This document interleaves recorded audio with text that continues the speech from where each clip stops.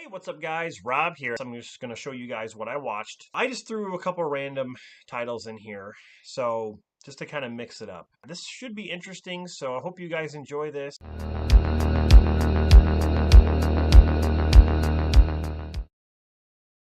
I watched The Hunt, which reminds me of a horror movie version of The Hunger Games. That's what this reminds me of. It's a lot of fun. I love the humor. I love the kills. Betty Gilpin and Hilary Swank have this awesome fight. And it was just, I don't know, the dialogue was very well done. It was entertaining. It really was. I think, but the humor is really what set it off, in my opinion. I'm going to review this in depth. You're next. And I've seen this film probably twice, since I bought it. And it just reminds me of an 80s throwback. It just, the music just reminded me of 80s, and then this badass chick who just doesn't take crap. This is not like your typical home invasion film. This is not like The Strangers at all. Strangers, they had no motive. They just went there because they were home. In this movie, there's something deeper going on. There is a motive, and what I like about these killers is that they're trained professionals, even when they meet up with this badass chick who they shouldn't have messed with. Um, I don't know. That just kind of changes everything. But I like the weapons they use, and yeah. So, very very awesome movie. If you have not seen Your Next, definitely check it out. I needed a good laugh, and this movie is hilarious. Okay, this is the end. Now, directed by Seth Rogen and Evan Goldberg. Now, Seth Rogen pretty much uses the same people in his movies, much like Adam Sandler uses the same people in his movies. But you got a huge cast: James Franco, Jonah Hill, Seth Rogen, Danny McBride, Craig Robinson, Michael Cera, Emma Watson. You even got Kevin Hart's in this for like a little bit, and yeah, there's just so many people that pop up. Like a couple of singers, like the Backstreet Boys appear in it. Um, I believe Channing Tatum shows up in this one little part during the third act. He shows up. Um, yeah, just Paul Rudd. He shows up. There's just so many people that show up in this movie, but the effects are so good in this. I could not believe. I'm not even sure what the budget to this movie was, but it looked phenomenal. Okay, especially in the third act with this big, huge demon. The creatures looked really good. So for what they did it was amazing, for the budget they had. So and then I followed that up with a little Evil Dead remake.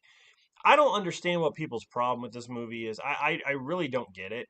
So what? Bruce Campbell's not in it. I mean, he has that little cameo at the end. So what? I mean, you have the stupid kid who reads from the book, even though he knows you're not supposed to read from the book, and he goes ahead and reads from the book like a dumbass. But, I mean, other than that, I thought the main chick did a very good job. I really believed when she was like afraid and talking, like, I felt kind of bad for her. But the effects were so good. They were practical blood and gore effects. Um, Sam Raimi and even Bruce Campbell had their hands in this.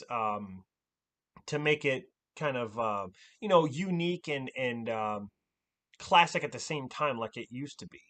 Not so much like CGI crap. But I really enjoyed it. I don't know. There are people who just really don't like it, and I don't know. I don't get it. I thought I would watch a couple of live action um, movies that are based on the old toys or the cartoons from the 80s.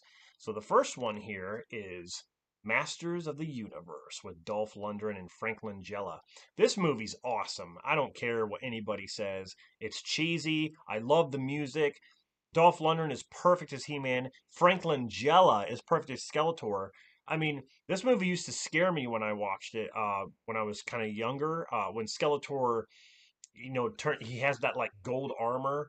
That used to scare the hell out of me. I don't know why. It just the way he looks. He looks so menacing, but but this has really, really good music.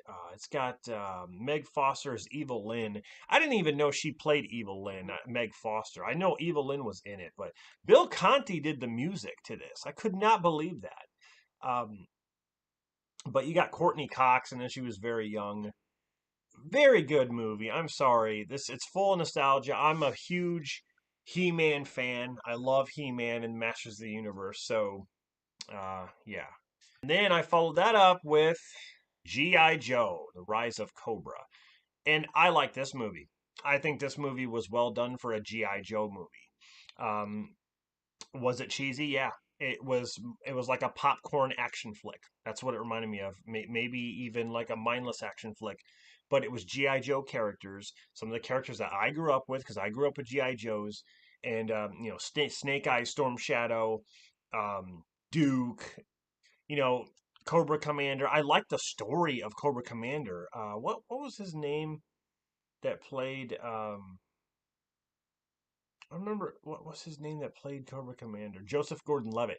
He did a great job as Cobra Commander. But you got a lot of stars in this too. Sienna Miller is in this. You got Channing Tatum, Marlon Wayans, Dennis Quaid. Music by Alan Silvestri and Stephen Summers directed it. I thought they did a good job. I think they could have done. They probably could have done better, but for what they have here, I felt like the costumes were pretty much accurate and the characters were well represented. Even though technically Cobra Commander didn't really show up in his getup until the very end, and neither did Destro. Um, but whatever, I think they were banking on a good sequel, but that just never really happened the way they wanted to. But anyway, G.I. Joe, Rise of Cobra, I like it. Went with a little action and a movie that I used to watch when I was younger. But first, Rambo Last Blood. I needed to watch this again because I don't know, like it's so good. Again, this is a movie that got panned by critics. Like people didn't really care for it. They were disappointed. I for one was disappointed when I first saw his look. Um, but as I watched the film, I'm like, it's definitely Rambo. Like I don't care if he has long hair or not. The way he was acting like Rambo. So I like the whole thing with the cartels. People call it like Home Alone, like an R-rated Home Alone. Like whatever. Like he sets traps. Rambo sets traps. Like so what? He did in the other movies too. So Rambo Last Blood, really really like it. We have 1 Hour Photo with Robin Williams, rest in peace. Fantastic movie. I've never seen him in anything like this. He plays such a good part. A guy who's kind of missing something in his life, like he's missing a family. He does these people's pictures and he sees that they've, grown up through the years looking at the pictures and he feels like he's a part of their family. And then he witnesses something going on in the family and he feels like it's his duty to kind of exploit them.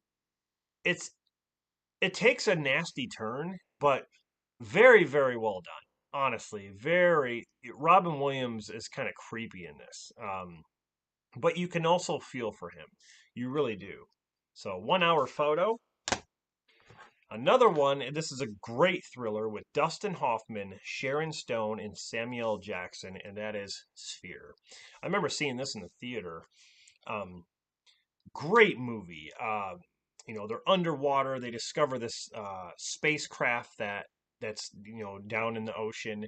They go in the spacecraft and they discover this sphere, and the sphere is kind of alien-like and stuff like that.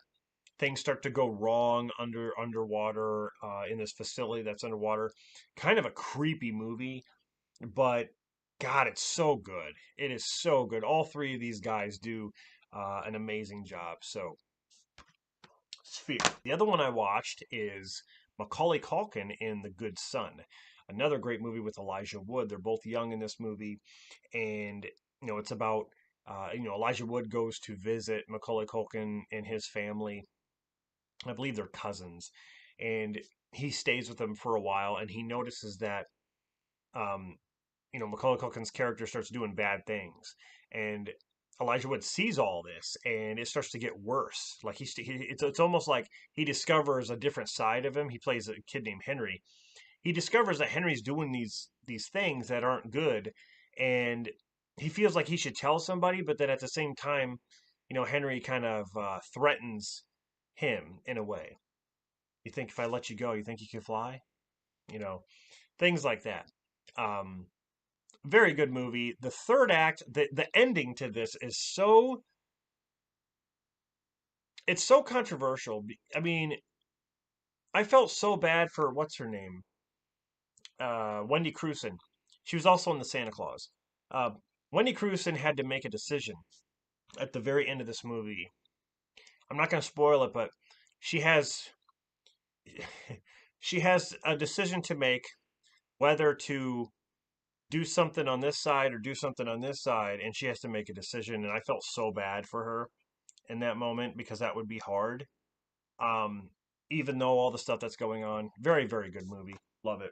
I got so many different versions of this movie because it's my favorite, and it is the Texas Chainsaw Massacre, 1974, the classic masterpiece, the best in the series in my opinion. Toby Hooper outdid himself here. Such a gritty, violent. I freaking love it. Everything about this movie. I have this knife. It's a good knife. You can pay me now. $2. It's a good picture. Sally! You ever been by the slaughterhouse? Anyway, the Texas Chainsaw Massacre, yeah, like I said, a masterpiece. My favorite horror movie of all time is The Shining. The Stanley Kubrick, The Shining. This this is definitely my top five. I freaking love it. So there you go. Thanks very much for watching, and I'll see you guys in the next one.